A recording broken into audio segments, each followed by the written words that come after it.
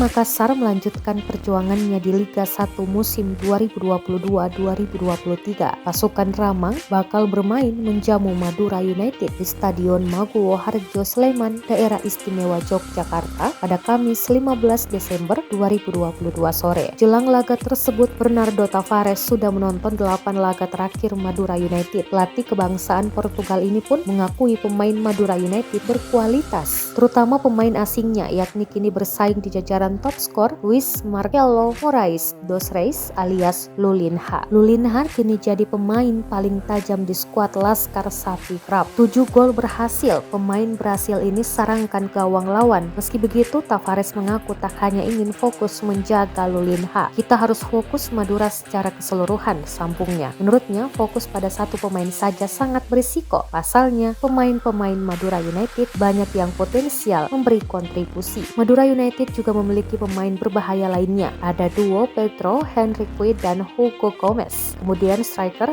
berpengalaman Beto Goncalves. Begitu pula dengan pemain lokal seperti Ronaldo Kuate, Bayu Gatra hingga Slamet Nurcahyo.